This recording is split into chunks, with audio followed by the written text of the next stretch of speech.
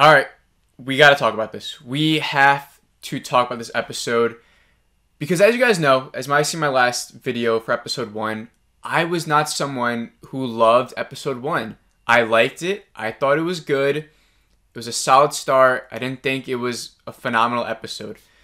For episode 2, we're going to talk about it. Before we go into it, please make sure you like this video, guys. I've been enjoying it. Please make sure to subscribe for new.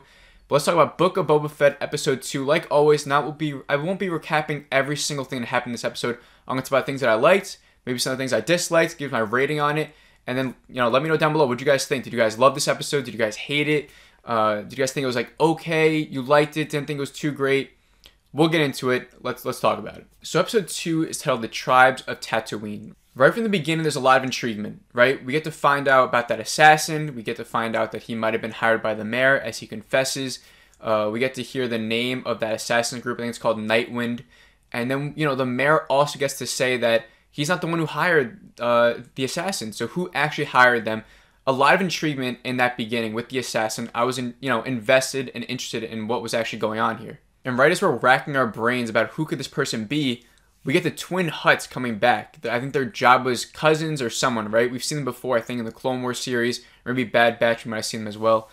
And so they now think that they own this territory because they used to belong to Jabba. They're Hutts. They think this is their territory, right? There's a awesome, I love the way they looked. The CGI for them looked great. Just seeing them and having that challenging presence to Boba's claim now was awesome. Then you got this badass Wookiee that came in. He looks sick. He's staring down Boba. I was like, this is awesome. This is what I wanted from the show that wasn't in that first episode. Some tension, some intriguement.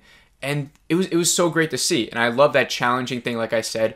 And the Hutts were probably the ones that hired the assassin to take out Boba, right? So if moving on from there, he goes back into his bacta tank, I believe. We get to see him training with that main Tuscan person. And I thought that was cool, because as we saw in Mandalorian Season 2, he knows how to use that weapon.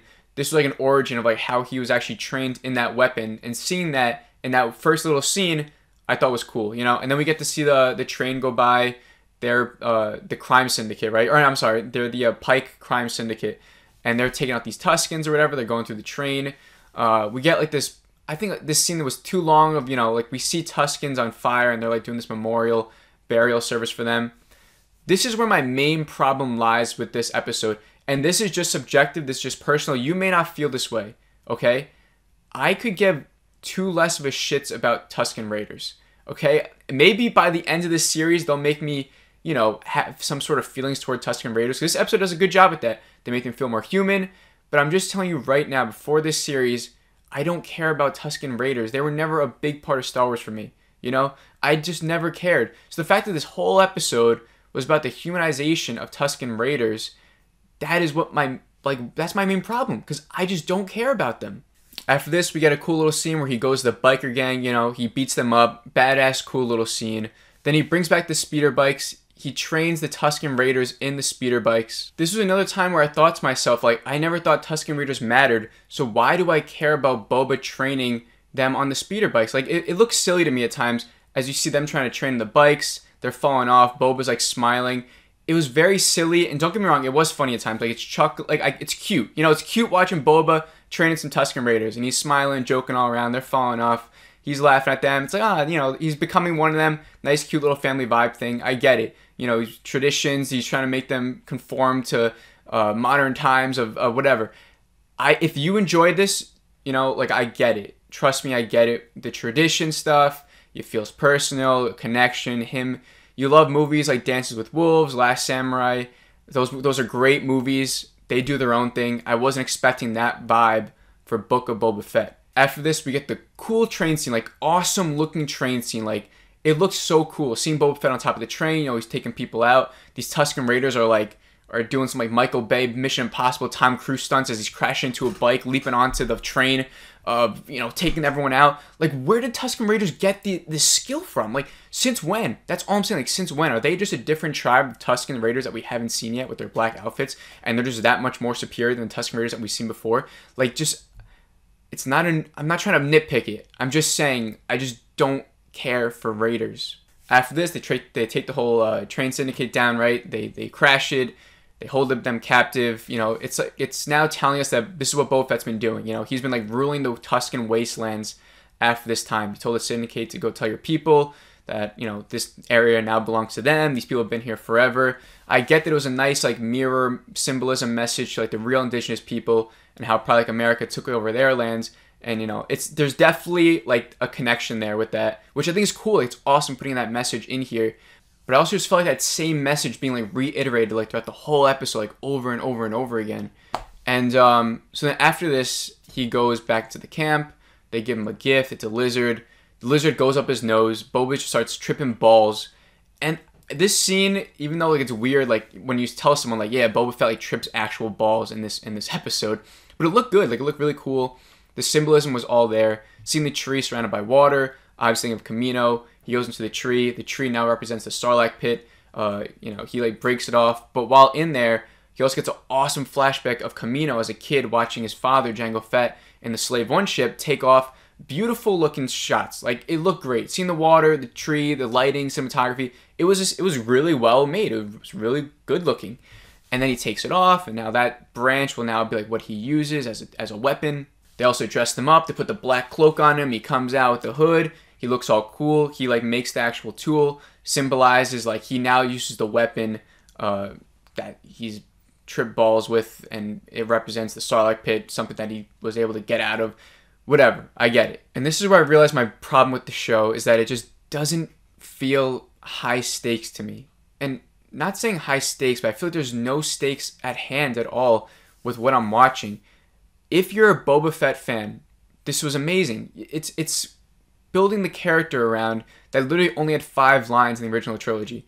And you're putting all this heart into him and the soul into him, you know, and connecting him to the Tuscan Raiders. And maybe you love that, and I'm not knocking that. I'm not knocking that at all. If you love this episode, please go and love it, because I get it. Like, this could be your thing, and this could be Star Wars for you.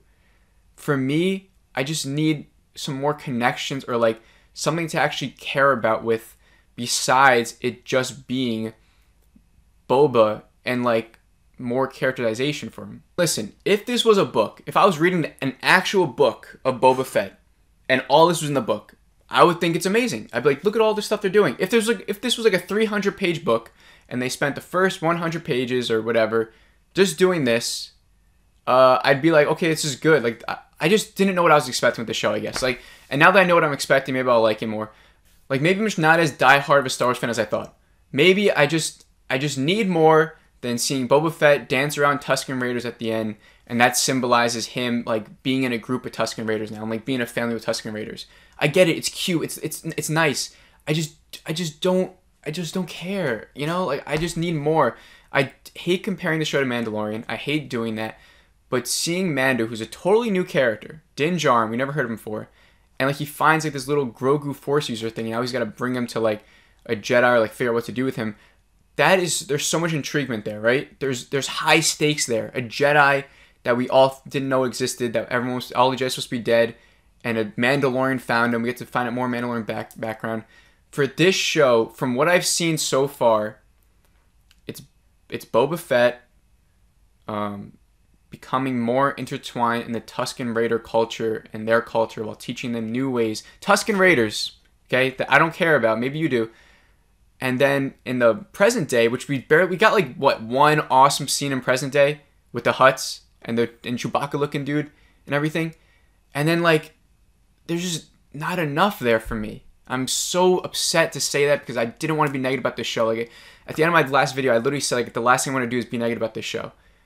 And I'm just fucking being here negative, and it makes me so mad. And I wish I loved this episode. Like, I wish with everything within me that I loved this episode, and I could feel that deep connection with Boba Fett and the story, because I think it was a really well-made episode, and I did like it. My rating for this episode is a 3.4 out of 5. That's like a 7 out of 10. That's like a 6.9, 7 out of 10, right? I enjoyed this episode. I just don't think it's what some people are saying. I just don't think it's 10 out of 10 episode, 11 out of 10, 12 out of 10, whatever. Like, I don't think it's as deep. But that's just me. And if you feel that deep connection to this character and this story being told, this isn't me taking it away from you. And I know that everything I just said, how negative it is, it sounds like that. And it sounds like I'm, like, attacking that.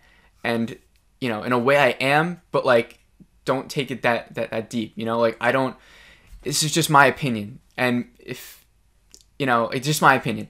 But that is it. That's all I can really say. Like, there's not even much to talk about this episode. There's not much to theorize about. Like, what's gonna happen in the next episode? Like, are we gonna get more Tuscan Raider stuff? I just don't like Tuscan Raiders, and maybe I'm gonna rewatch this episode. I will try my best to get on board and feel that connection. But like I said, like I could give two less of a shits about Tuscan Raiders. I want stuff that actually feels high stakes, or something that actually have to do with the underground stuff. Besides getting one little plot point in every single episode. I know it's only 2 episodes in. Okay, I know that, but it's a 7-episode series. So we got 5 episodes left. We'll see what happens. I'm so upset that this turned into a rant.